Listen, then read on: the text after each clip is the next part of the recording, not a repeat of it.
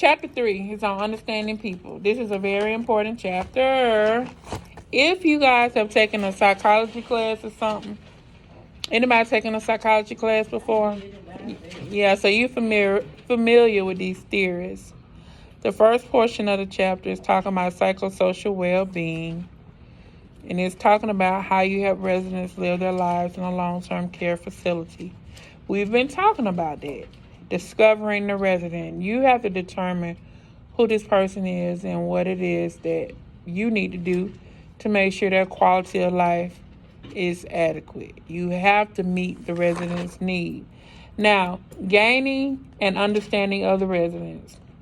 There are a lot of theories about how we grow and develop into who we are, and this is a part of your psychosocial development. I'm on page 34. Our psychosocial self involves our personality and how we react to things and how we interact with others and how we develop relationships. Now, the first psychologist we're going to talk about is Erikson. He has the 8 stages of psychosocial development. Erikson his theory believed that development happens in stages with critical milestones to achieve at each stage throughout your life. His theory supports the idea that childhood problems can be healed in adulthood. How many of you believe that? Right. You do? So you think problems that happen during childhood are healed during adulthood? No. I don't. You ever been through something as a child? You healed from it? No. I had to forgive them for me. Right. So when I healed from it, I can speak to them now and be like, hey, how you doing? And just continue to walk away.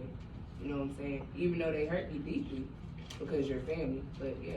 You don't think it affects you at all right now as an adult? Okay. So it is possible. Now, when it comes to the stages of psychosocial development, y'all remember I'm recording, okay? The first stage is infant. Infant is trust versus mistrust. Y'all pay attention to children, babies, infants. When you go to reach for an infant, they're going to come to you. They may not. But over time, you gain their trust. When you really reach, they're going to come for you. Think about some people, infants, men in particular, they will never go to them. You know why? Because they think they're a creep, basically. Babies have that intuition, and they are not going to go to you, especially if you're going to harm them, so they don't trust you. When it becomes to a toddler, I said when it becomes. A toddler is autonomy versus shame and doubt. That's true. They are developing into their own person, walking and grasping and bladder control.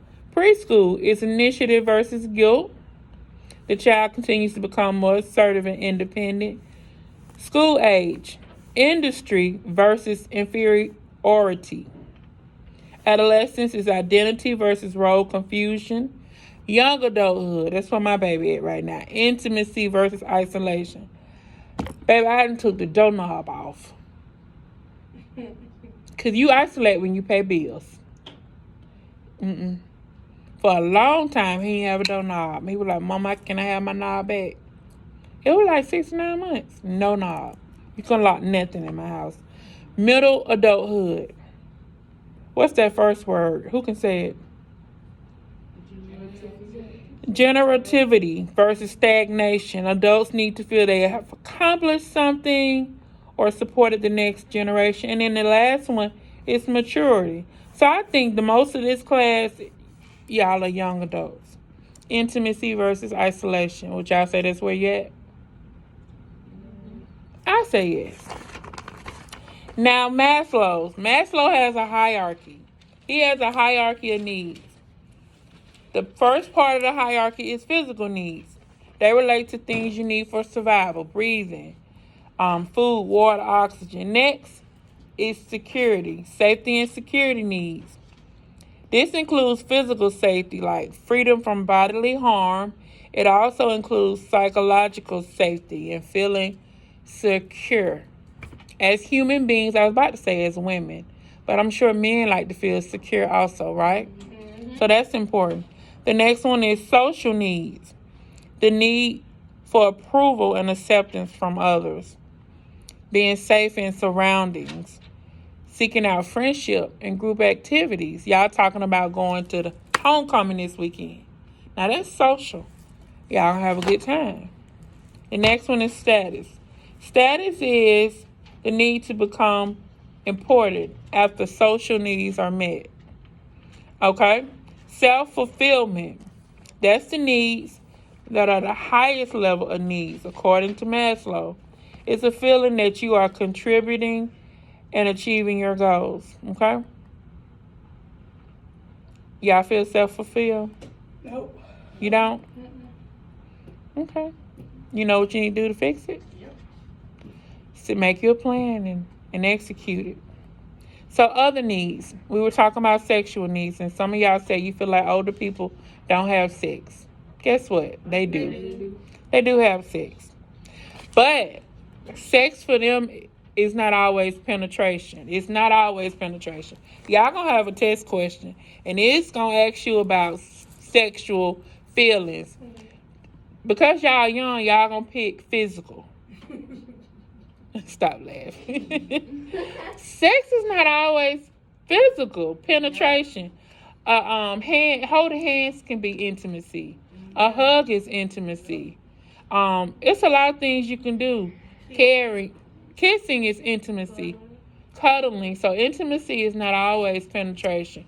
Remember that, okay? Because as you get older, you may not want penetration. Y'all pay attention how people, when they get older, they start sleeping in separate beds. But are they still in love? Yeah. They are.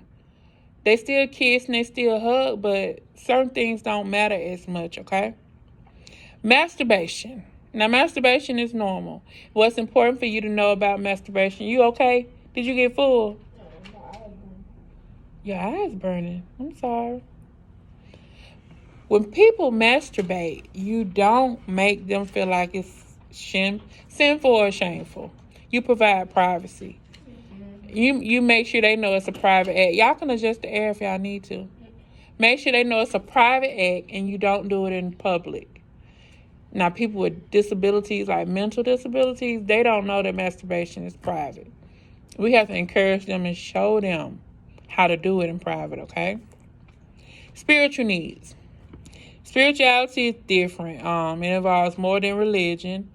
When it comes to spirituality, we don't express our own spirituality on the resident.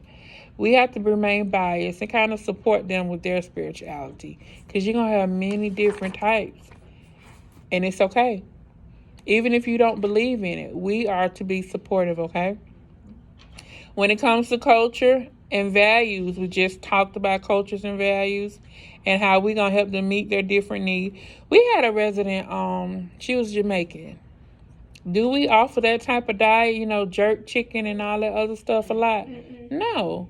But because it was cultural, every now and then they would go get her some food.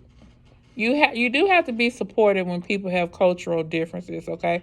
So they would go and try to get her something that was prepared by somebody in her culture. Do you guys have any questions?